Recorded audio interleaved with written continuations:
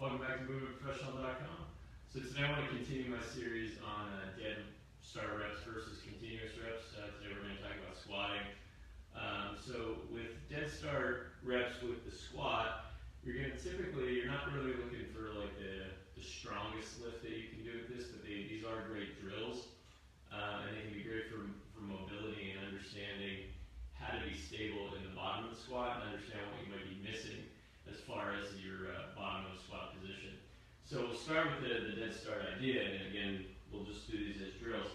So to start, we would just use like some type of elevated bench, and you just think of it as typically we learn squatting when we're children from the ground up, as opposed to what we do with strength training where we take something off of a rack, we're in a standing position, and then we descend into a squat and then ascend back into standing position. So the dead start squat is really just kind of reorganizing from the ground up. So what we can think of is sitting in some type of seat. So we'll use a bench to start. This is the easiest way to look at it, and this puts us in about a 90-degree angle.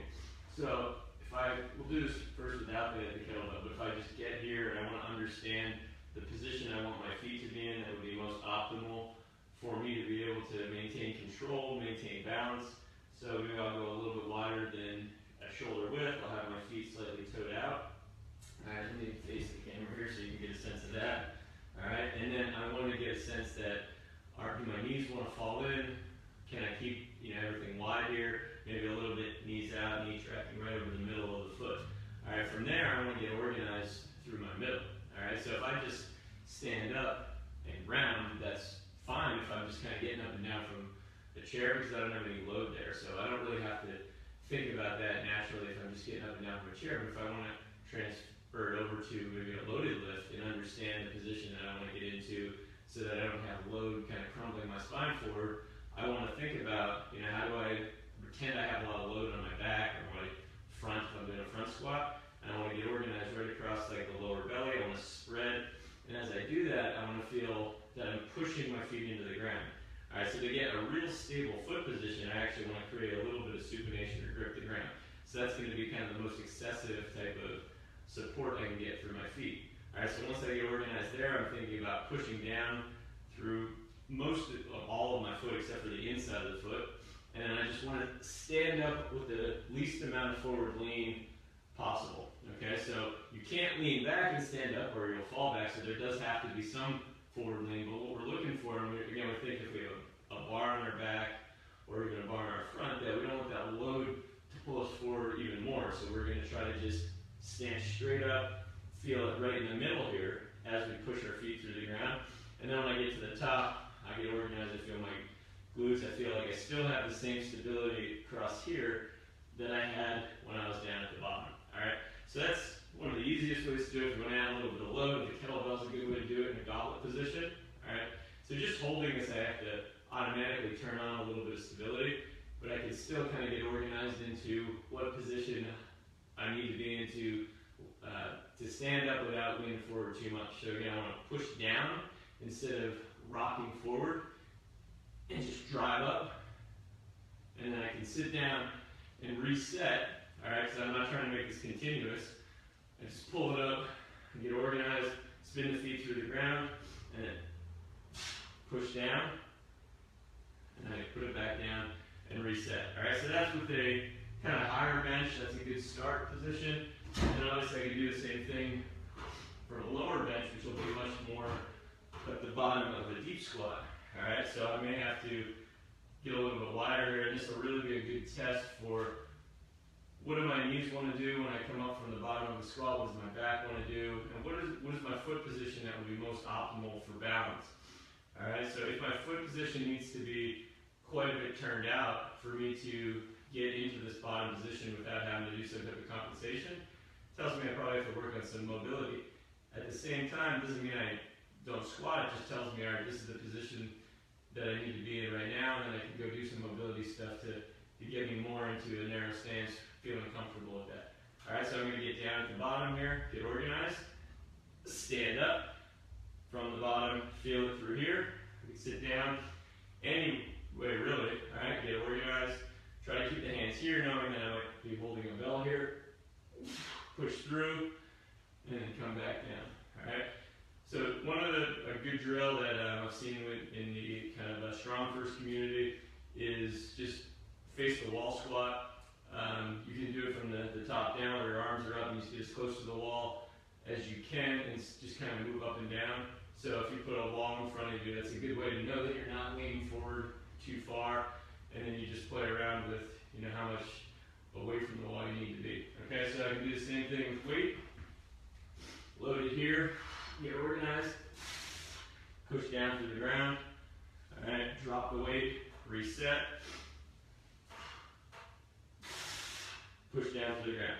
Now, if you notice that you're doing a lot of knees in, especially to come up from the lower part of a squat, that's where the band can come in.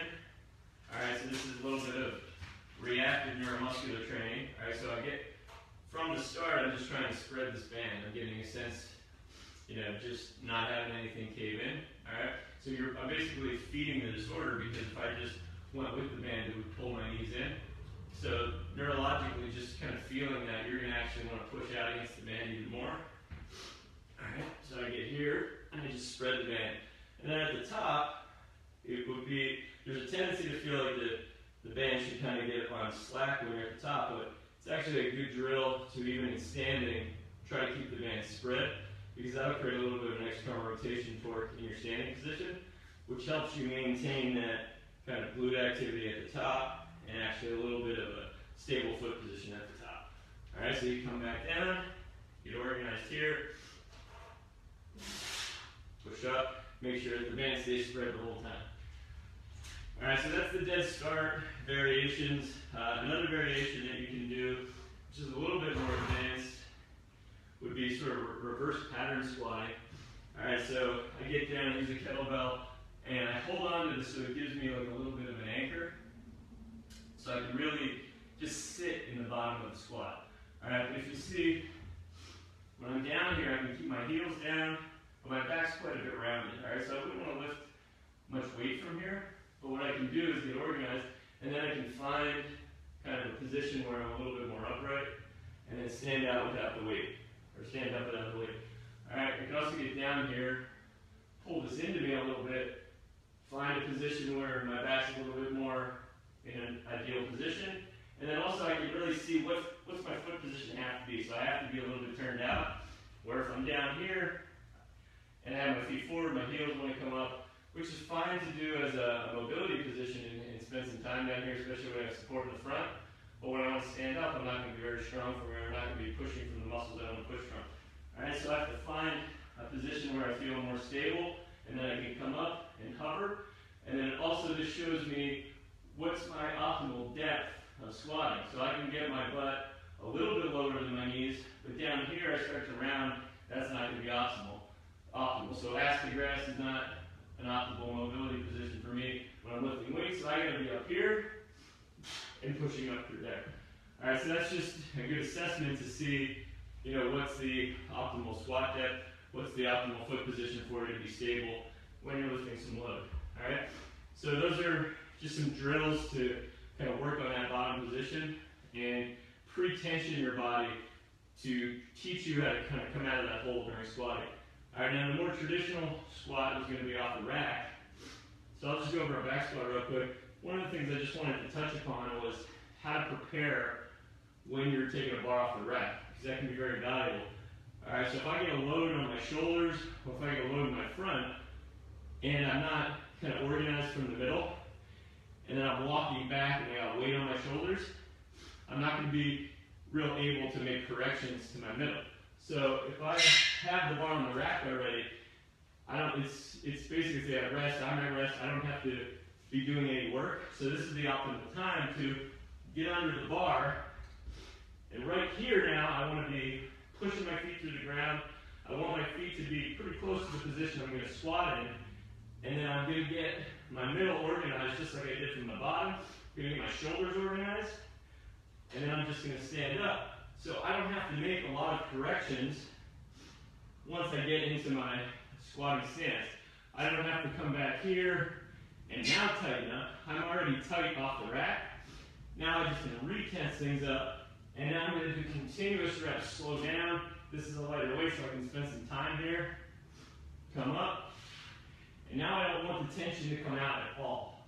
So at no point I don't want to come up here and rest, because now I'm going to try to find tension with a load on my back and a compressive load.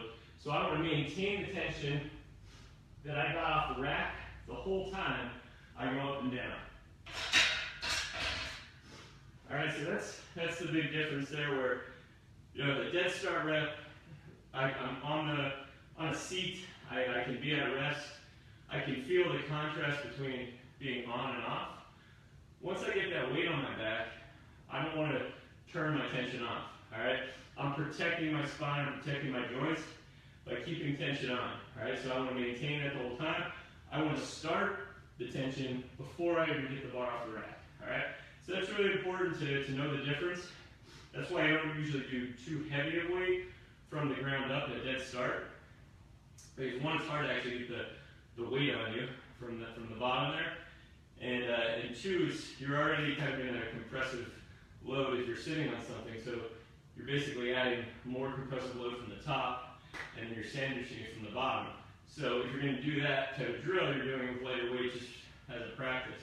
But once you get the bar off the rack, you should already have your tension on, you should already be protected in your muscles, so that when you go up and down, you're just trying to maintain that tension the whole time. If you have any questions, you can go to moveprofessional.com. I'll try to put all these videos together for dead reps versus continuous reps into a playlist on my YouTube channel. If you have any questions, please feel free to reach out. I'll see you next time.